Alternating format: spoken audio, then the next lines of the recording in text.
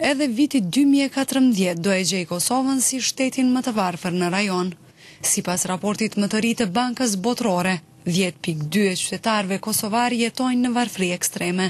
Banka Botërore ka vlerësuar po ashtu se në Kosovë vazhdon varfëria e lartë nga transferet e jashtme, por se sektori financiar është stabil. Derisa për depozitat bankare, Banka Botërore konsideron se janë solide, ndërkohë kredit kanë stagnuar. Në raportin e saj mbi zhvillimin ekonomik në Evropën juglindore, rimkëmbja ngadalt Kosova parashihet që edhe në vitin 2014 të ketë një rritje ekonomike solide, por e mjaftueshme për krijimin e vendeve të reja të punës.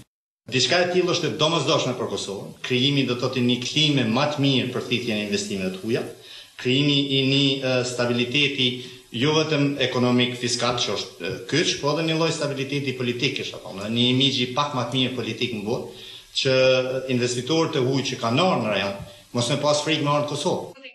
Raporti nxjerr në pas se të hyrat buxhetore nuk performojnë sipas planit, por se shpenzimet buxhetore janë shkurtuar. Nga ana tjetër, deficiti fiskal mbetet nën kontroll, pra zbatohen rregullat fiskale. Për eksportin, Banka Botërore vlerëson se është rritur në vitin 2013, ndërsa disa importe, kryesisht produkte ushqimore, po zëvendësohen.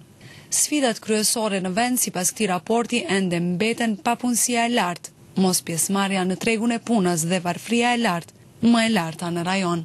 Rekomandohet që vendet e Evropës juglindore duhet të vazhdojnë të kenë prioritet forcimin e stabilitetit makroekonomik dhe politikave që nxisin produktivitetin dhe amortizojnë çrregullimet e jashtme e të tjerë. Për Top Channel, Valdeta Osmani, Prishtinë.